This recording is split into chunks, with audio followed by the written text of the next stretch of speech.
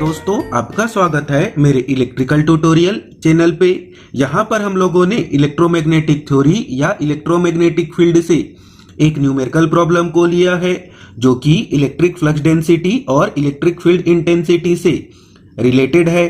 तो यहाँ पर हम लोग देख पाएंगे कि न्यूमेरिकल प्रॉब्लम क्या है। Find flux density at point A 6 4 -5 caused by first a point charge 20 millicoulomb at the origin, second a uniform line charge rho L is equal to 20 microcoulomb per meter on z axis, third a uniform charge density rho S is equal to 60 microcoulomb per meter square at a plane x is equal to 8। इस numerical problem को solve करने से पहले आप लोग मेरे YouTube channel के electromagnetic theory playlist से जाकर कुछ बेसिक कॉन्सेप्ट वाले वीडियो को देखना होगा जो कि इस प्रकार से है। तो पहले आप लोगों को इलेक्ट्रोमैग्नेटिक थ्योरी के प्लेलिस्ट से वीडियो देखना होगा जो कि है electric field intensity due to point charge, line charge and surface charge, और जो दूसरा वीडियो देखना होगा relation between electric field intensity and electric flux density. इन दोनों वीडियो की हेल्प से हम लोग इस न्यूमेरिकल प्रॉब्लम को easily step by step solve कर पाएंगे। और साथ ही साथ आप लोग मेरे YouTube चैनल के प्लेलिस्ट को एक बार जरूर चेक करें जहां पर आप लोगों को इलेक्ट्रिकल फील्ड से रिलेटेड बहुत सारी वीडियोस मिल पाएगी जो कि आप लोगों के यूनिवर्सिटी लेवल और कंपटीशन लेवल एग्जाम पे काम आ सकते हैं। और अगर आप लोगों को अच्छा लगे मेरे बताने का मेथड या समझाने का तरीका तो आप लोग सभी वीडियोस को लाइक और शेयर करें और साथ ही साथ मेरे YouTube चैनल को भी सब्सक्राइब करें जिससे आप लोगों को जो भी वीडियोस इस चैनल पर अपलोड होगी उसकी लेटेस्ट जानकारी मिल सके। तो आइए मिलके सॉल्व करते हैं इस न्यूमेरिकल प्रॉब्लम को। अब हम लोगों को इस न्यूमेरिकल प्रॉब्लम पे सबसे पहले न्यूमेरिकल प्रॉब्लम के गिवन डाटा को लिखना होगा जिसके हेल्प से हम लोग इस न्यूमेरिकल प्रॉब्लम को इजीली सॉल्व कर पाएंगे। इस न्यूमेरिकल प्रॉब्लम पे सबसे पहले हम लोगों को किसका वैल्यू दिया गया है, पॉइंट चार्ज का। तो लिख पाएंगे Q is equal to 20 milli coulomb, और इस पॉइंट चार्ज का लोकेशन हम लोगों को न्यूमेरिकल प्रॉब्लम पे कितना दिया गया है, ओरिजिन। तो ओरिजिन के कोऑर्डिनेट को हम लोग किस प्रकार से लिख पाएंगे, 0 0 0। और हम लोगों को इस न्यूमेरिकल प्रॉब्लम पे सेकेंड टाइप का जो चार्ज दिया गया है वो कौन सा दिया गया है, लाइन चार्ज। तो लाइन चार्ज को कौन से लेटर से लिखा जाता है, रो एल, और रो एल का वैल्यू कितना दिया गया है तो लिख पाएंगे 20 माइक्रो कूलम पर मीटर। और इस लाइन चार्ज को इस न्यूमेरिकल प्रॉब्लम पे कहां दिया गया है तो लिख पाएंगे जेड एक्सिस पर। और हम लोगों को इस न्यूमेरिकल प्रॉब्लम पे जो तीसरा टाइप का चार्ज दिया गया है वो क्या दिया गया है तो लिख पाएंगे सरफेस चार्ज। और सरफेस चार्ज को कौन से लेटर से डिनोट किया जाता है, रो एस, और रो एस का वैल्यू कितना दिया गया है तो लिख पाएंगे 60 micro coulomb per metre square. और इस सरफेस चार्ज का जो लोकेशन इस न्यूमेरिकल प्रॉब्लम पे कहां दिया गया है तो लिख पाएंगे plane x is equal to 8। अब हम लोगों को इस न्यूमेरिकल प्रॉब्लम पे इन तीनों टाइप के चार्ज के कारण इलेक्ट्रिक फ्लक्स डेंसिटी के वैल्यू को पॉइंट ए के लिए कैलकुलेट करना है। और पॉइंट ए का जो हम लोगों को कोऑर्डिनेट कितना दिया गया है तो लिख पाएंगे 6 4 -5। अब हम लोग इस न्यूमेरिकल प्रॉब्लम पे सबसे पहले point charge Q is equal to 20 milli coulomb के लिए इलेक्ट्रिक फ्लक्स डेंसिटी के वैल्यू को कैलकुलेट करेंगे, जिसके लिए हम लोगों को यहाँ पर पहले इलेक्ट्रिक फ्लक्स डेंसिटी और इलेक्ट्रिक फील्ड इंटेंसिटी के रिलेशनशिप को यूज करना होगा।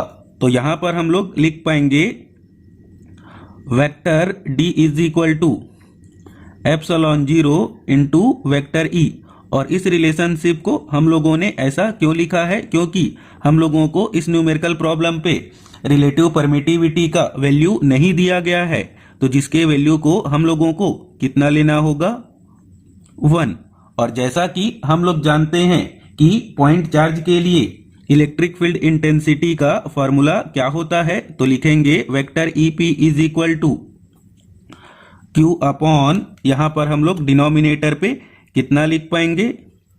तो लिखेंगे 4 पाई एप्सिलॉन 0 आर स्क्वायर और मल्टीप्लाई करेंगे यूनिट वेक्टर ए आर का। और जब हम लोग इस पॉइंट चार्ज के इलेक्ट्रिक फील्ड इंटेंसिटी के फॉर्मूले को इस रिलेशनशिप पे पुट करेंगे तो एप्सिलॉन 0 न्यूमरेटर और डिनोमिनेटर से क्या हो जाएगा? कैंसल। और हम लोगों को पॉइंट चार्ज के कारण इलेक्ट्रिक फ्लक्स डेंसिटी का वैल्यू कितना मिलेगा? तो लिख पाएंगे Q upon 4 pi R square unit vector ए आर। अब हम लोग यहाँ पर आगे इस फॉर्मूले की हेल्प से और पॉइंट चार्ज के हेल्प से हम लोग पहले इलेक्ट्रिक फ्लक्स डेंसिटी के वैल्यू को कैलकुलेट करेंगे। और इलेक्ट्रिक फ्लक्स डेंसिटी के वैल्यू को कैलकुलेट करने के लिए पहले हम लोगों को यूनिट वेक्टर ए आर और आर के वैल्यू को कैलकुलेट करना होगा। और यूनिट वेक्टर ए आर के वैल्यू को कैलकुलेट करने के लिए पहले हम लोगों को यहाँ पर पोजीशन वेक्टर आर डैश को कैलकुलेट करना होगा। और पोजीशन वेक्टर आर डैश को कैलकुलेट करने के लिए हम लोगों को जिस पॉइंट से इलेक्ट्रिक फ्लक्स डेंसिटी के वैल्यू को कैलकुलेट करना है उसके कोऑर्डिनेट के पोजीशन वेक्टर से हम लोगों को जिस पॉइंट पर पॉइंट चार्ज दिया गया है उसके कोऑर्डिनेट के पोजीशन वेक्टर को माइनस करना होगा। तो यहाँ पर हम लोग लिख पाएंगे 6 यूनिट वेक्टर ए एक्स प्लस 4 यूनिट वेक्टर ए वाई माइनस 5 यूनिट वेक्टर ए जेड।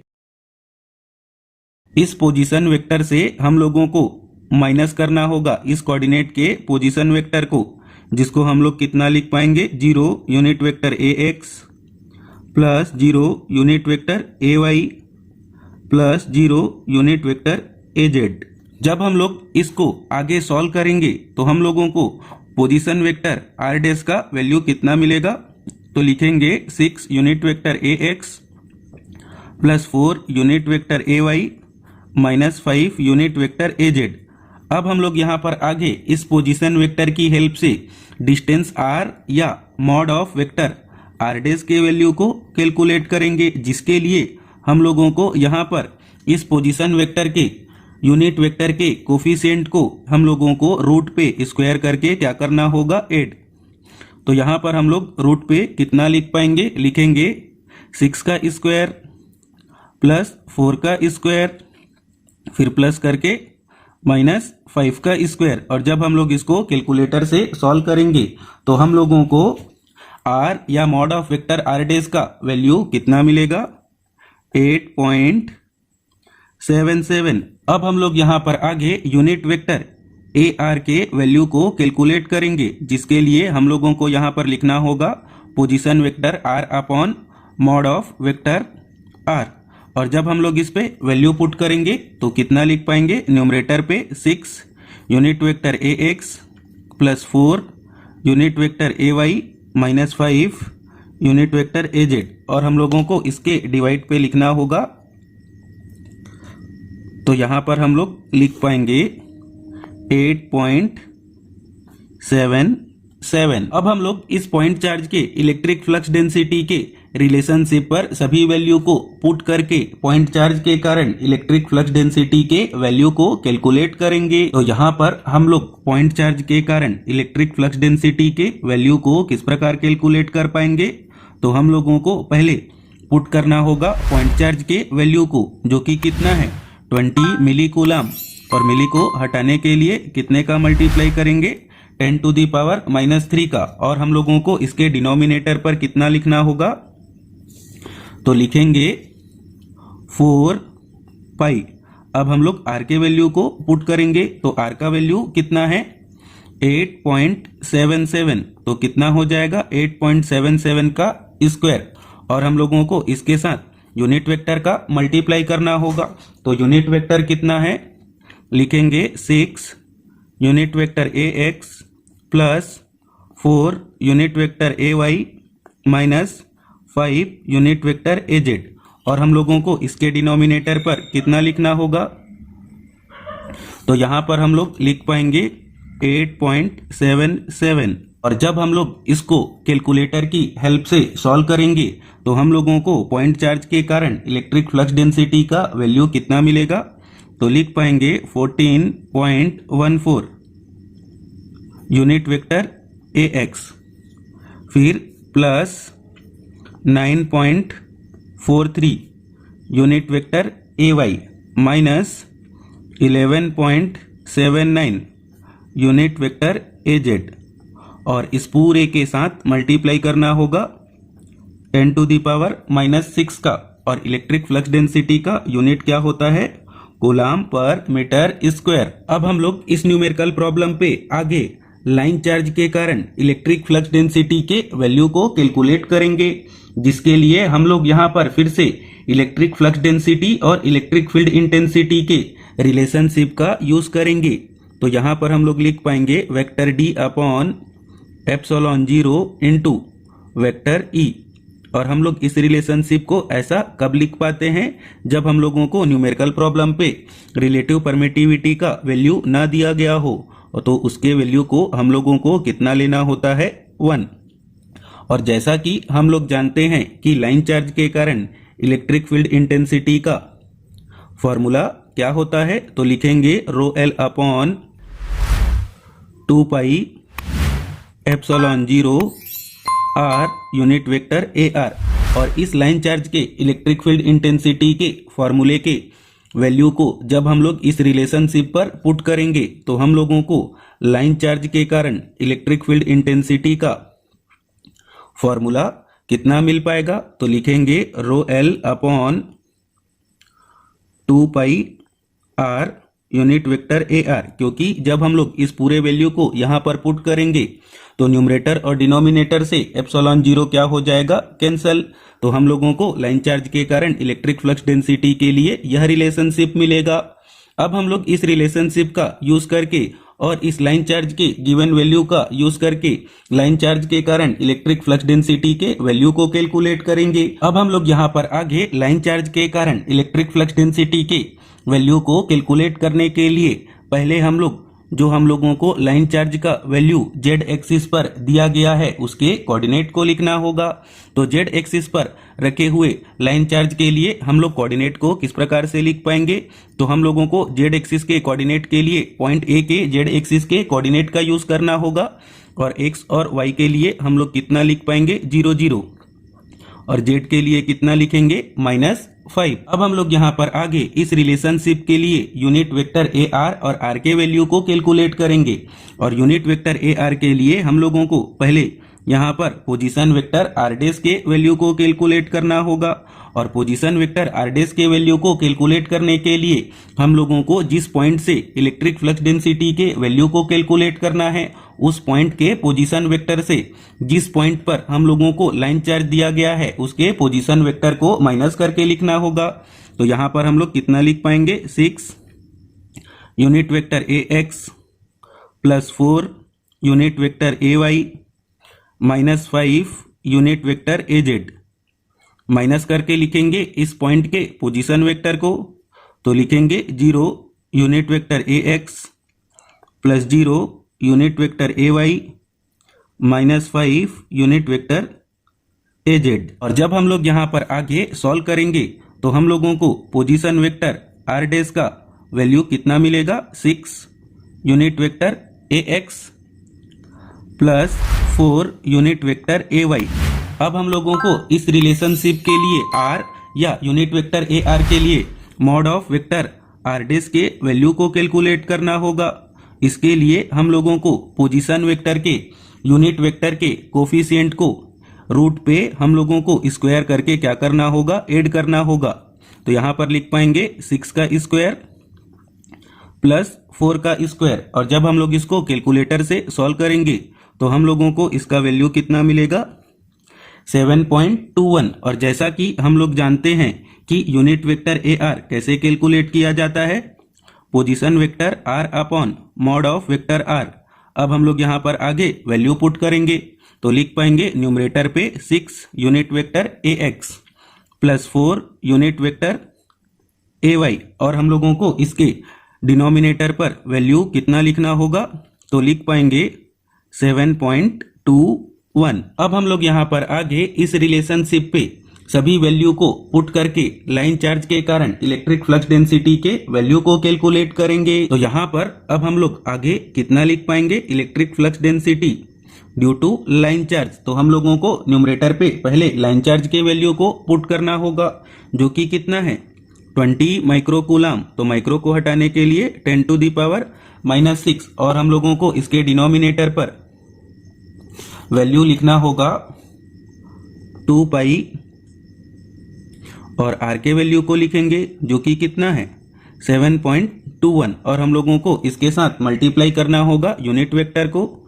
जो कि कितना है 6 unit vector ax plus 4 unit vector ay, और हम लोग इसके डिवाइड पर लिखेंगे किसके वैल्यू को 7.21। और जब हम लोग इसको कैलकुलेटर की हेल्प से सॉल्व करेंगे तो हम लोगों को लाइन चार्ज के कारण इलेक्ट्रिक फ्लक्स डेंसिटी का वैल्यू कितना मिलेगा 0.37 unit vector ax plus 0.25 unit vector ay, और मल्टीप्लाई करना होगा 10⁻⁻⁶ को, और इलेक्ट्रिक फ्लक्स डेंसिटी का यूनिट क्या होता है, कूलम पर मीटर स्क्वायर। तो यहाँ पर हम लोगों ने लाइन चार्ज के कारण इलेक्ट्रिक फ्लक्स डेंसिटी के वैल्यू को कैलकुलेट किया। अब हम लोग इस न्यूमेरिकल प्रॉब्लम पे आगे सरफेस चार्ज के कारण इलेक्ट्रिक फ्लक्स डेंसिटी के वैल्यू को कैलकुलेट करेंगे। तो यहाँ पर भी हम लोगों को लाइन चार्ज के कारण इलेक्ट्रिक फ्लक्स डेंसिटी के वैल्यू को कैलकुलेट करने के लिए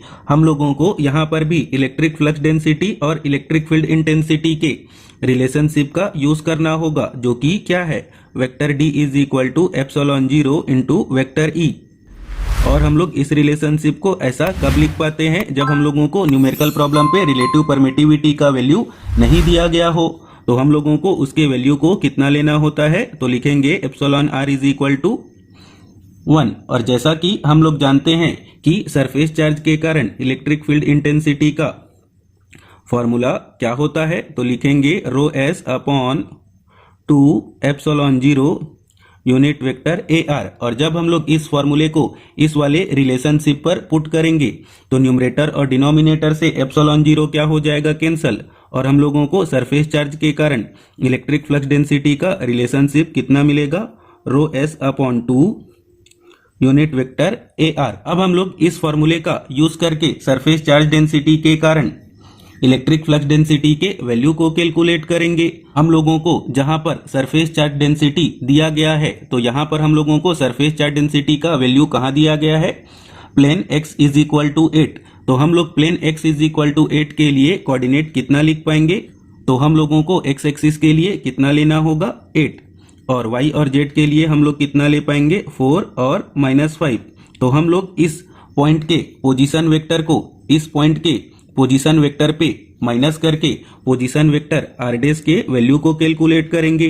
तो यहां पर हम लोग r डैश के लिए कितना लिख पाएंगे 6 unit vector ax plus 4 unit vector ay minus 5 unit vector az, minus करके लिखेंगे 8 unit vector ax plus 4 unit vector ay minus 5 unit vector az।